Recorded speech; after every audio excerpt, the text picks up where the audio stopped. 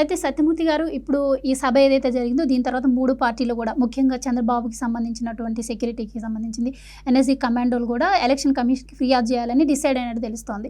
ఇక్కడ మొదటి నుంచి కూడా చంద్రబాబు గారు చెప్తూనే ఉన్నారు, ఎన్నికలు పారదర్శకంగా జరగాలన్నా అభివృద్ధి జరగాలన్నా ప్రధాని మోడీతో జతకట్టడం అవసరం ఏపీకి అని. ఇప్పుడు ఆయన చెప్తున్నది ఇప్పుడు కళ్ళ ముందు కనిపిస్తుందని మనం అనుకోవచ్చా? అంటే ఇక్కడ ఒక పక్క ఎలక్షన్ కమిషన్లో కూడా వైసీపీకి సంబంధించిన వాళ్ళు ఉన్నారని మనం విన్నాం. సో ఇప్పుడు చూస్తే పోలీసులు. సో చంద్రబాబు గారు చెప్పింది నిజమవుతుందని మనం అనుకోవచ్చా?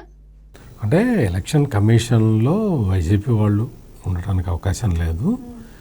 వీళ్ళ ముందు నుంచి జగన్మోహన్ రెడ్డి ఆపరేషన్ ఎట్లా ఉంటుందంటే, కేంద్ర ఎన్నికల సంఘంలో ఏమేం జరుగుతుంది అని అక్కడికి తన మనుషుల్ని పంపించి తెలుసుకుంటూ ఉంటాడు.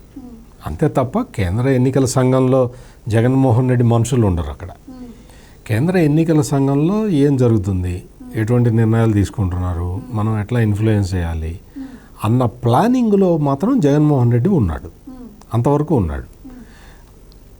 ఇంకోటి ఏంటి అంటే, జగన్మోహన్ రెడ్డి చెబితే వినేంత చిన్న స్థాయిలో కేంద్ర ఎన్నికల సంఘం ఉండదు.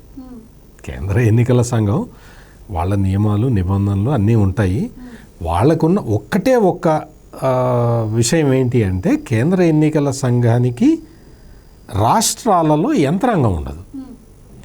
కేంద్ర ఎన్నికల సంఘం రాష్ట్ర ప్రభుత్వ యంత్రాంగం మీద ఆధారపడాల్సి ఉంటుంది. అంటే పోలీసులు వ్యవస్థ కానీ లేకపోతే ఐఏఎస్లు ఐపీఎస్లు వీళ్ళ మీదే ఆధారపడి ఉండాలి. అంటే పైనుంచి జిల్లా కలెక్టర్ దగ్గర నుంచి కింద స్థాయిలో పోలింగ్ బూత్ సిబ్బంది అంతా కూడా రాష్ట్ర ప్రభుత్వ ఆధీనంలో వాళ్ళ మీద ఆధారపడతారు.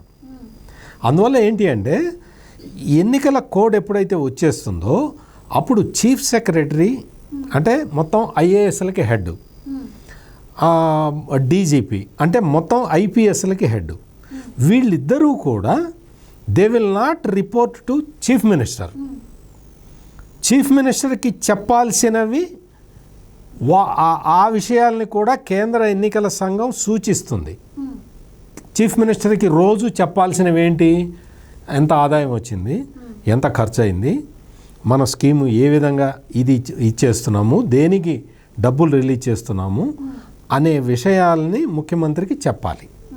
అంతవరకే చెప్పాలి తప్ప కలెక్టర్ల ట్రాన్స్ఫర్లు కానీ పోలీస్ అధికారుల పోస్టింగులు కానీ దీనికి సంబంధించినవి అంటే రెగ్యులర్గా పరిపాలనా యంత్రాంగం చేసే ఏ నిర్ణయము కూడా ముఖ్యమంత్రికి చెప్పాల్సిన అవసరం చీఫ్ సెక్రటరీకి డీజీపీకి కూడా ఉండదు. వీళ్ళిద్దరూ కూడా కేంద్ర ఎన్నికల సంఘం పర్వ్యూలో పనిచేసే పరిస్థితి ఉంటుంది. అంటే నేను ఇంత డీటెయిల్డ్గా ఎందుకు చెప్తున్నాను అంటే, అందరూ ప్రేక్షకులు అందరూ కూడా అర్థం చేసుకోవాలి. అంటే చీఫ్ సెక్రటరీ అదే చీఫ్ సెక్రటరీ ఉంటాడు, అదే డీజీపీ ఉంటాడు. మరి వీళ్ళు ఎట్లా డివైడ్ చేయాలి? చీఫ్ మినిస్టర్కి అందరూ అన్ని విషయాలు చెప్పాలి కదా, వీళ్ళ బాధ్యత కదా, నిన్నటి వరకు చెప్పారు కదా అని ఎవరన్నా అనుకోవచ్చు. ఇవాళ కూడా చెప్తారు, కానీ కొన్ని విషయాలు మాత్రమే చీఫ్ మినిస్టర్ దృష్టికి తీసుకెళ్ళాలి. మిగిలినవన్నీ కూడా కేంద్ర ఎన్నికల సంఘానికే చెప్పాలి, వీళ్ళకి ఎవరికి చెప్పకూడదు. వీళ్ళు ఆదేశాలు ఇస్తారు. ఇప్పుడు నిన్న మొన్నటి వరకు సజ్జల రామకృష్ణారెడ్డి ఆదేశాలు ఇచ్చాడు పోలీసులకి, వాళ్ళు పాటించారు కూడా. చాలా చోట్ల మనం చూసాం, ఎఫ్ఐఆర్ బుక్ చేయాలంటే కూడా వాళ్ళు చెప్తే తప్ప పోలీసులు చేయలేదు, ఐపీఎస్ ఆఫీసర్లు.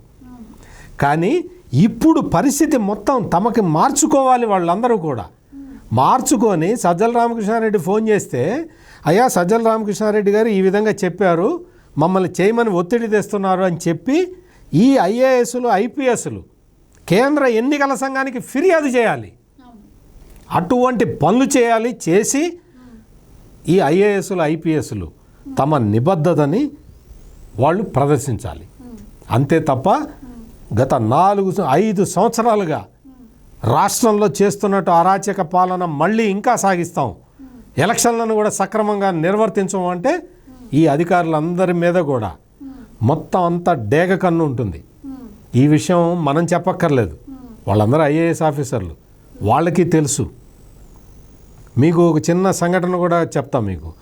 ఆంధ్రప్రదేశ్లో స్థానిక ఎన్నికలు నిర్వహించినప్పుడు ఒక 2 ఐఏఎస్ అధికారుల మీద అప్పటి రాష్ట్ర ఎన్నికల అధికారి నిమ్మగడ్డ రమేష్ కుమార్ వాళ్ళది ఐఏఎస్లది వాళ్ళ ఒక ఆఫీస్ ఉంటుంది హోమ్ మినిస్ట్రీలో, డిఓపిటి అని.